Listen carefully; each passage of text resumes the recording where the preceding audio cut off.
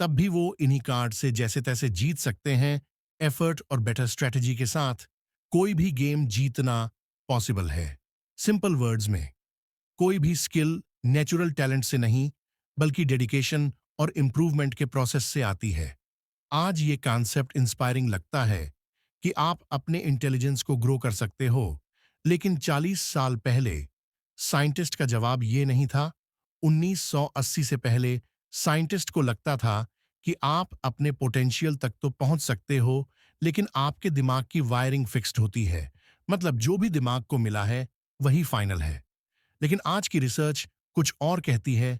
Science ने prove किया है कि आपका ब्रेन फिजिकली चेंज और ग्रो कर सकता है अगर आप एफर्ट और राइट स्ट्रैटेजी से काम करो। अब ये बुक पढ़ के मुझे 3 ऐसे तरीके मिले जिनसे आप अपने माइंडसेट को हमेशा के लिए बदल सकते हो। Number 1, physically grow your brain. कुछ साल पहले जब टैक्सी ड्राइवर्स जीपीएस का यूज नहीं करते थे, ब्रेन रिसर्चर्स ने लंदन के एक्सपीरियंस टैक्सी ड्राइवर्स के ब्रेन स्कैन किए। उन्होंने नोटिस किया कि जितना ज्यादा टाइम टैक्सी ड्राइवर ने लंदन के रोड्स पर ड्राइव किया, उनके ब्रेन का एक स्पेसिफिक रीजन जो कि स्पेटियम अवेयरनेस और मेमोरी के लिए रिस्पॉन्सिबल है, वो बड़ा होने लगा। ब्रेन स्कैन्स ने यह रिवील किया कि जितनी ज्यादा डिमांड टैक्सी ड्राइवर्स ने अपने ब्रेन पर डाली, यानी जितना कॉम्प्लेक्शन का रोड सिस्टम उन्हें नेविगेट करना पड़ा, उतना ज्यादा उनका ब्रेन एक्सपेन हुआ और उनका काम और इफेक्टिव होने लगा। Number 2, speed up your brain.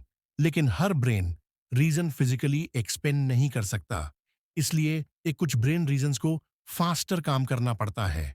यह प्रोसेस कहलाती है माइलिनेशन। जब आप इंटेंसली फोकस करते हो और एक पे स्पेसिफिक स्किल को कंसिस्टेंटली प्रैक्टिस करते हो, आपके ब्रेन सेल्स पर एक वाइट कोटिंग यानी कि माइलिन बनने लगता है।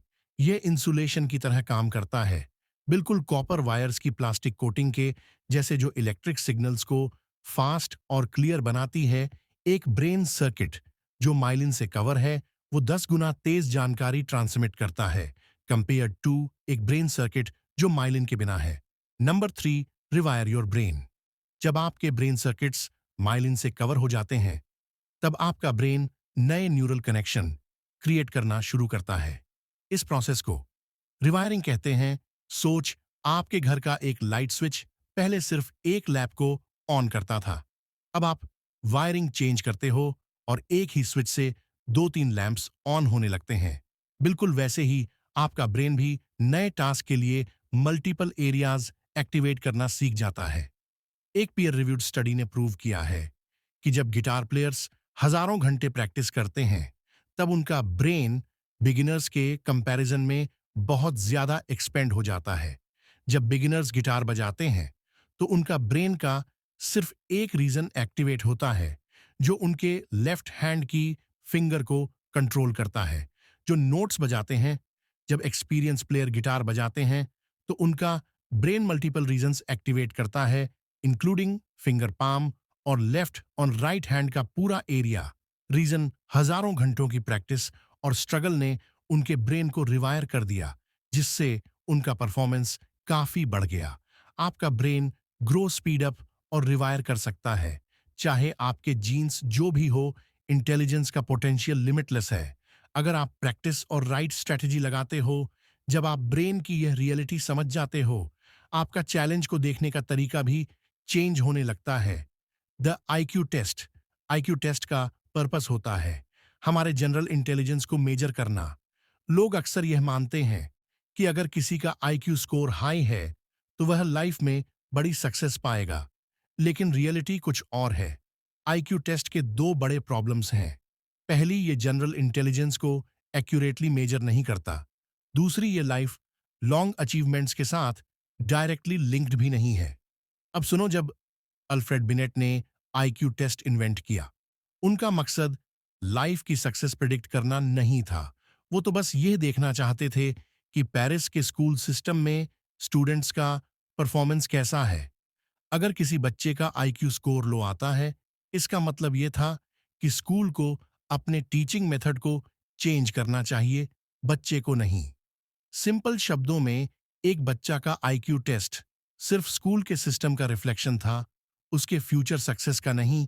एक लॉन्गेस्ट रनिंग स्टडी, जिसे टर्मन स्टडी कहते हैं, उसमें हाई आईक्यू बच्चों को ट्रैक किया गया। रिजल्ट, ज्यादातर हाई आईक्यू वाले बच्चे सिंपल जॉब्स करते दिखाई दिए, जैसे कि पुलिसमैन, टाइपिस्ट या फिर क्लर्क। तो यह बात समझो कि इंटेलिजेंस और अचीवमेंट का आपस में इतना खास कनेक्शन नहीं है जितना आपको लगता है, क्योंकि बात की रिसर्च ये प्रूव करती है कि लाइफ में सक्सेस का असली फॉर्मूला है क्लियर गोल्स सेट करना और उन पर टिके रहना, सेल्फ कॉन्फिडेंस बिल्ड करना और पर्सन रहना। अब सबसे अच्छी बात, ये स्किल्स सीखी जा सकती है। जब भी आप किसी को अपने हाई आईक्यू का दिखावा करते हुए देखो, तो खुद को कम मत समझना। हो सकता है कि उनका स्कूल सिस्टम अपर हैंड हो, लेकिन अगर आप गोल ओरिएंटेड हो, सेल्फ कॉन्फिडेंट हो, पर्सन हो, तो आप लॉन्ग रन में उनसे बहुत आगे निकल जाओगे। द रियल स्टोरी, क्या आपको पता है कि दुनिया के ग्रेटेस्ट आर्टिस्ट जैक्सन पुलक को आर्ट एक्सपर्ट्स ने कभी टैलेंटलेस और अनइम्प्रेसिव बोला था? उन्होंने कहा था कि पुलक में नेचुरल टैलेंट की कमी है और वो सक्सेसफुल आर्टिस्ट कभी नहीं बन सकते। लेकिन फिर भी प्लॉक आगे चलकर 20वीं सेंचुरी के बेस्ट पेंटर्स में से एक कैसे बन गए? जवाब है परसिस। जब लोग उनके आर्ट का मजाक उड़ा रहे थे, तब भी वह पेंटिंग करते रहे, इतने परसिस्टेंट कि उन्होंने ग्रेड आर्ट टीचर्स का अटेंशन पाया और सीखने का डेडिकेशन दिखाया। सालों तक स्ट्रगल और प्रैक्टिस के बाद ब्लॉग वर्ल्ड फेमस आर्टिस्ट बन गए। लोग अक्सर सोचते हैं कि मोजार एक नेचुरली गिफ्टेड पियानो प्लेयर थे, लेकिन क्या आपको पता है कि 4 साल की उम्र तक मोजार ने इतना पियानो बजाया कि उनके हाथ डिफॉर्म होने लगे थे। उनके फादर एक एक्सपर्ट पियानो को डिसिप्लिन और डेडिकेशन के साथ प्रैक्टिस करवाई। तो जब भी आप किसी को नेचुरली गिफ्टेड बोलते सुनो, तो उनकी रियल स्टोरी की पीछे का स्ट्रगल समझने की कोशिश करो। हर गिफ्टेड इंसान के पीछे हजारों घंटों की प्रैक्टिस और स्ट्रगल होती है। सक्सेस कभी भी एक मैजिक ट्रिक नहीं होती, वो हार्ड वर्क और परसिस्टेंस का एक रिजल्ट होती है।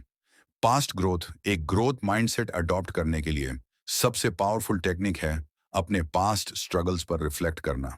सोचिए अपनी लाइफ का कोई ऐसा मोमेंट जब आपको लगा कि आप कभी इंप्रूव नहीं कर सकोगे, लेकिन आपने किसी तरह सीख लिया।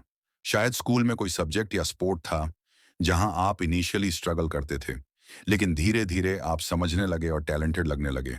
या फिर अपने अर्ली स्कूल एक्सपीरियंस को याद करो, जब आप सोशली ऑकवर्ड फील करते थे। सोचिए कि कैसे आपने करेज और स्किल्स डेवलप की और दोस्ती करना सीख ली। एक पर्सनल एग्जाम्पल की बात करूं, तो स्कूल के दिनों में मैं मैथ्स में बहुत वीक था। अलजेब्रा और ज्योमेट्री मुझे कभी समझ नहीं आते थे, और टेस्ट के टाइम मेरा कॉन्फिडेंस बिल्कुल जीरो हो जाता था।